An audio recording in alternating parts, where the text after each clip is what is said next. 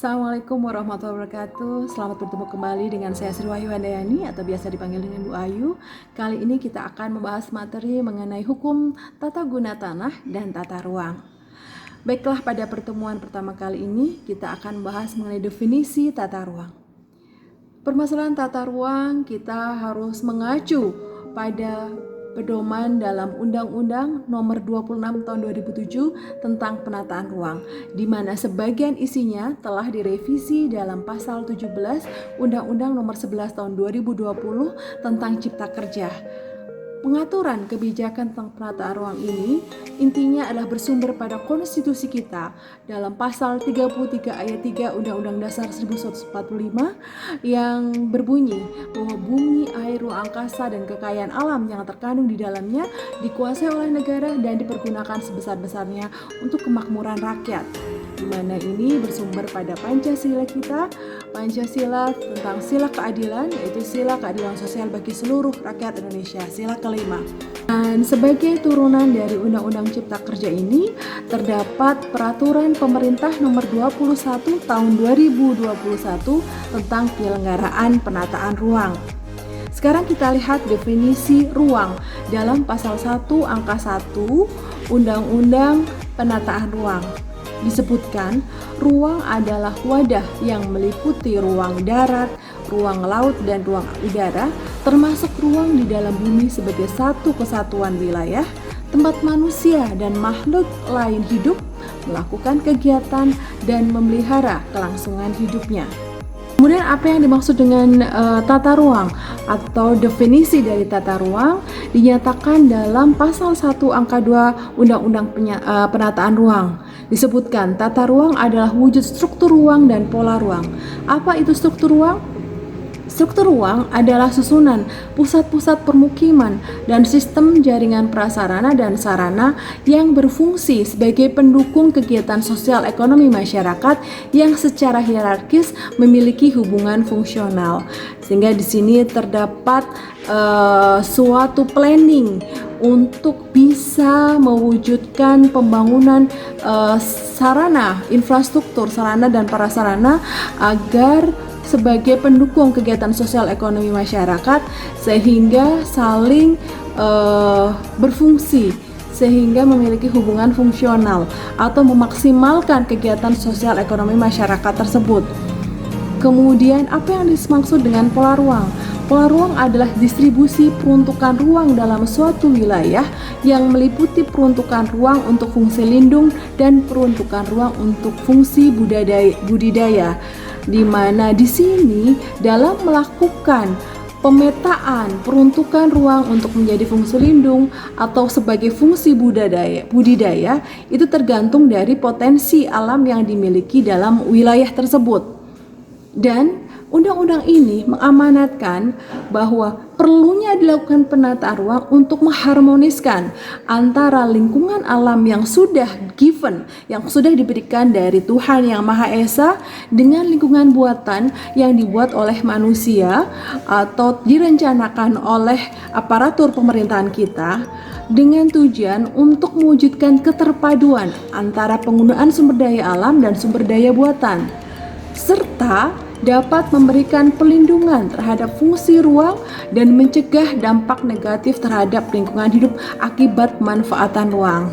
Begitu pentingnya penataan ruang untuk mencegah adanya dampak negatif terhadap lingkungan hidup, seperti contohnya akhirnya menimbulkan bencana alam di mana pemicunya adalah karena ketidakharmonisan antara lingkungan hidup yang sudah diberikan oleh Tuhan Yang Maha Esa kepada kita sebagai potensi sumber daya alam dengan pembangunan atau dengan lingkungan buatan yang diciptakan oleh aparatur ataupun para investor kita, sehingga seharusnya saling harmonis untuk bisa dilestarikan hingga pada generasi yang mendatang.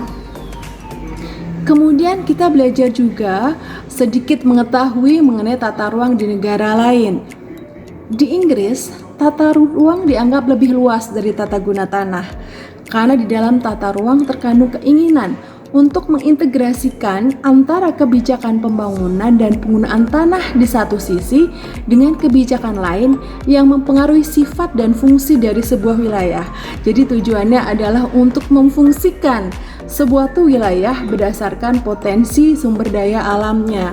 Misalnya wilayah tersebut kaya akan potensi untuk pertanian dan perkebunan, maka tata ruangnya dan tata guna tanahnya ditunjukkan untuk hal tersebut.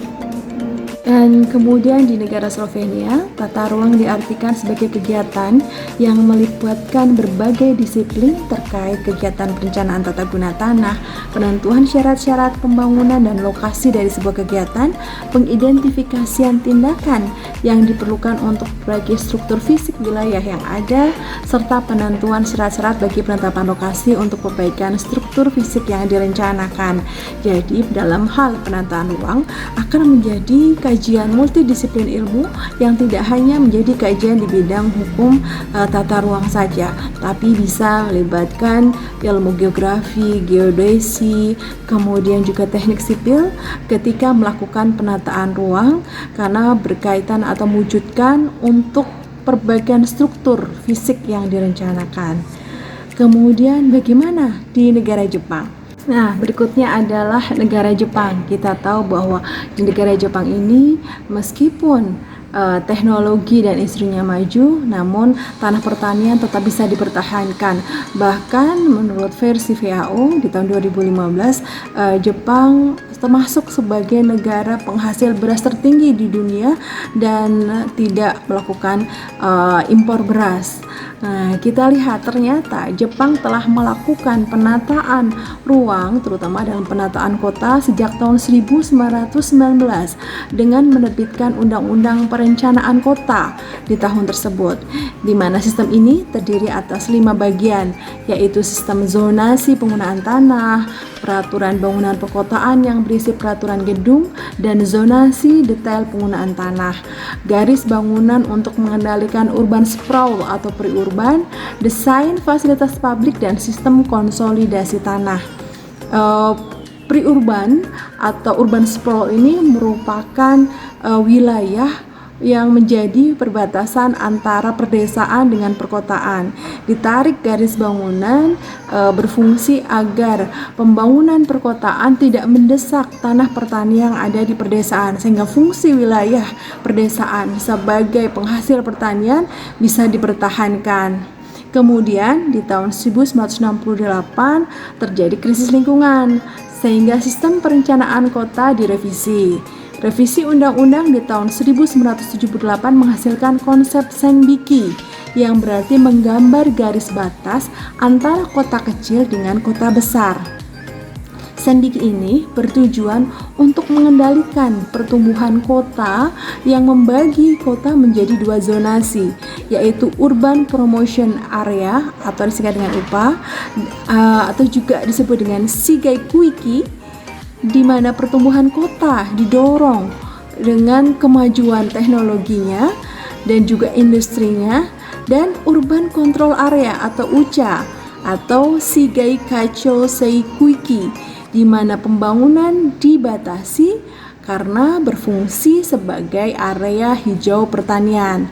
Nah, diharapkan dengan terkonsentrasinya pembangunan di UPA, penyediaan infrastruktur lebih efisien, seperti jalan dan saluran drainase dapat dicapai di waktu yang sama, juga melindungi pertanian di area hijau di UCA dan mencegah urban sprawl, mencegah terdesaknya lahan pertanian karena perkembangan perkotaan. Dan ini terdesaknya urban sprawl ini diidentifikasi sebagai permasalahan utama di tahun 60. UPA mencakup wilayah yang sudah terbangun dan wilayah yang akan dibangun selama 10 tahun, rencananya sampai dengan 10 tahun, di mana rencana direvisi setiap 5 tahun sekali dan dilakukan perluasan apabila diperlukan. UCA ini terdiri atas wilayah yang sama sekali tidak boleh dibangun dan area cadangan pembangunan ke depan apabila memang sesuai. Senbiki hanya diterapkan di City Planning Area atau CPA, tidak di seluruh bagian negara, dan tidak semua CPA memiliki Sembiki. Pada mulanya, Sembiki ini hanya diimplementasikan di 3 metropolitan area, yakni Tokyo, Osaka, dan Nagoya. Kota berpenduduk lebih dari 100.000 dan wilayah target pertumbuhan seperti kota industri baru. Sistem perencanaan yang muncul selanjutnya adalah sistem perencanaan yang menaungi seluruh wilayah negara, termasuk di dalamnya menaungi undang-undang perencanaan kota. Nah, sistem ini di Jepang disebut National Land Use Planning Law atau disingkat NLUPL, dan berlakunya pada tahun 1974 sebagai pijakan sistem komprehensif untuk mengadministrasi dan mengatur sumber daya lahan di seluruh bagian negara dan dikoordinasikan oleh Badan Pertanahan Nasional yang disebut di Jepang National Land Agency atau NLA. Baiklah, sampai di sini dulu pertemuan kita kali ini. Selamat mengerjakan kuis yang disampaikan pada pertemuan tatap muka, dan jangan lupa subscribe and like. Terima kasih, sampai jumpa. Wassalamualaikum warahmatullahi wabarakatuh.